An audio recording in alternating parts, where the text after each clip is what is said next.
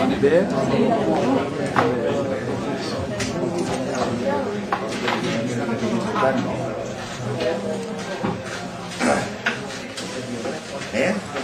Sí, jo no faig cada dia.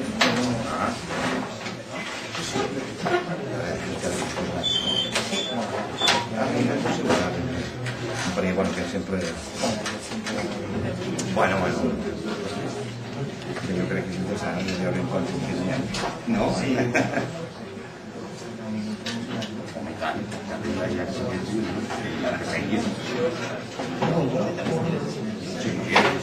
sí, fem una parada i ens sigmarem, perquè no? Hombre, no podria. Home, sí,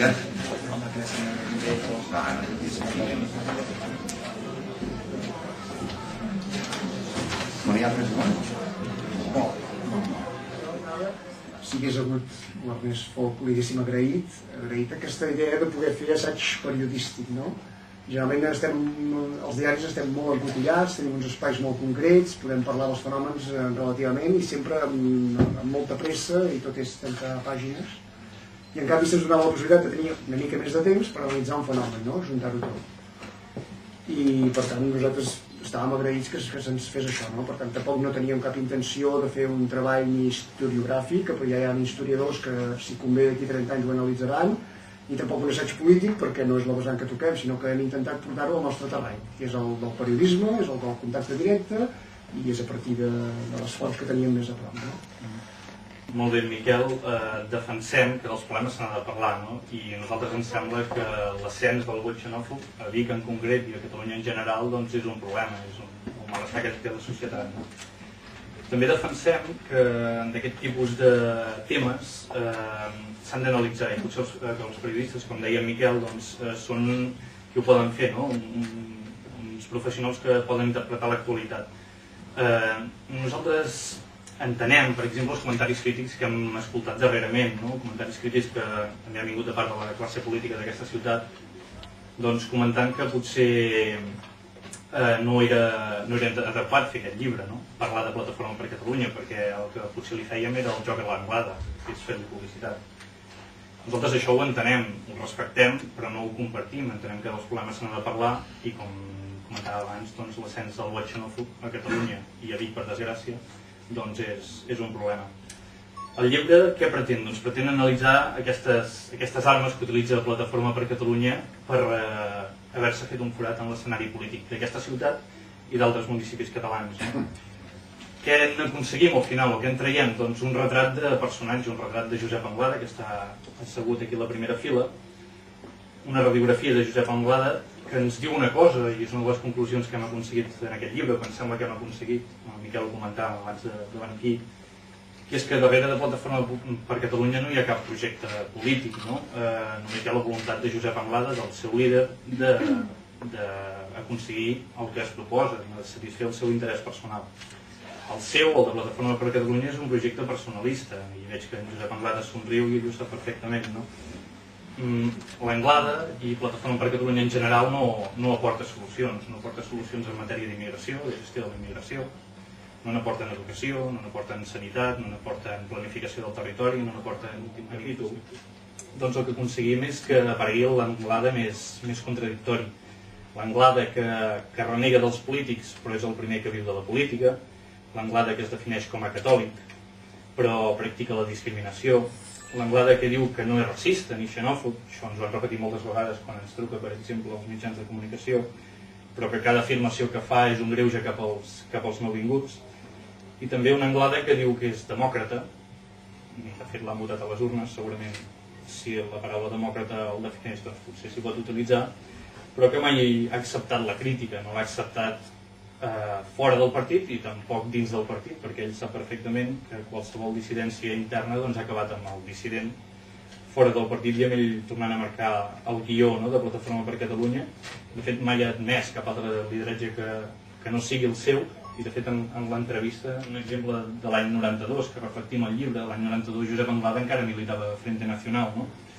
I ell havia comentat, quan va deixar el partit, quan va deixar Frente Nacional, que presentava la dimissió. Realment no va ser ben bé així. nosaltres hem accedit a una carta que li va enviar la Laura Martínez, que és, o era, perdó, presidenta del provincial del partit en aquell moment, l'any 92, en què deia que ell doncs, havia estat apartat de la militància, i llegeixo textualment i en castellà, perquè doncs, a Frente Nacional segur que els agrada molt parlar en castellà, deia que havia estat apartat de la militància per blasfèmia reiterada i agressió física a un membre de la Junta Provincial, i afegia, y demanaría disculpas para avanzar, que también había estado amonestado por participar como espontáneo en estado alegre en una fiesta de barrio con tocamientos en los senos y en partes traseras a la vedette Regina dos Santos. Doncs bé, això farà riure segurament, no? Això farà molt riure. Segurament s'ha de ser un personatge per militar al Frente Nacional, però em sembla que encara s'ha de ser molt més personatge perquè t'expulsin del Frente Nacional. I bé, el més preocupant de tot, i a mi això no em fa tant riure, és que la mateixa persona que l'expulsen del Frente Nacional per una cosa com aquesta és el cap d'oposició de l'Ajuntament de Vic. Això ja no fa tanta gràcia.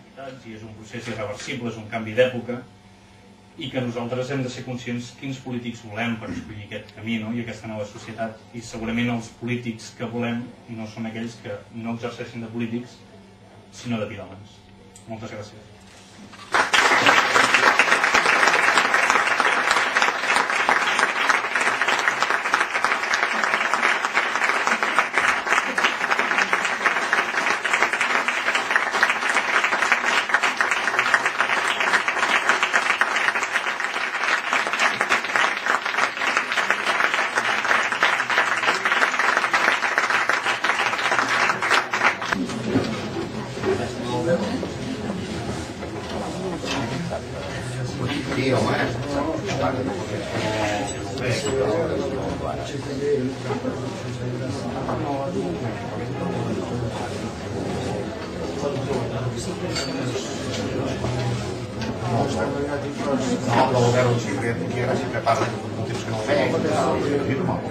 Ara sí que podeu haver comentat això, perquè si li hagués agradat que haguessin dit, oi, això, perquè ho hem parlat aquí, i he dit, si una hora que la Constitució diria, no podem dir cap inconvenient en venir, no passa res, m'he entrat tant.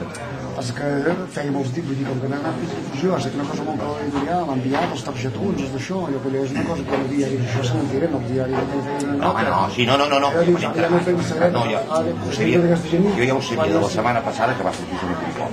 Sí, llavors no hi sortia el nou, no. I per internet feia més dies, tu, a pel segon hem d'anar. Home, ara ja s'ha començat, no? Digue'm, social.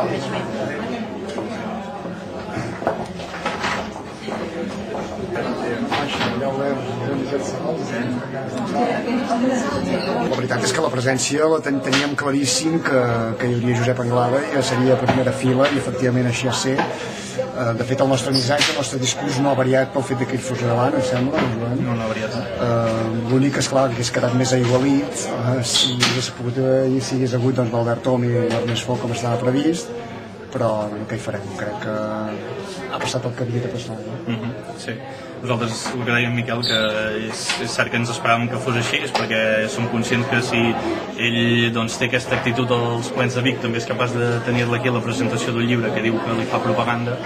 Bueno, hem intentat superar l'envestida com hem pogut, no? I ens sembla doncs, que era el millor no variar el discurs, perquè si no potser li hauríem fet un flac favor al llibre, que és el que reflecteix. No heu trobat estrany que no repliqués ell, que no volgués ni tan sols intervenir? A nosaltres ens semblava que potser voldria intervenir. Hi ha hagut de fet un moment així de silenci dens que ens pensàvem que faria alguna intervenció. Pregunta no ho crec, però alguna intervenció. Per sort jo diria que no intervingut. De fet, jo penso que tant la presència i a primera fila ja era agosarat, jo diria que ja era un déu-n'hi-do, i per tant era un pas més i hagués estat exagerat. Què comentar?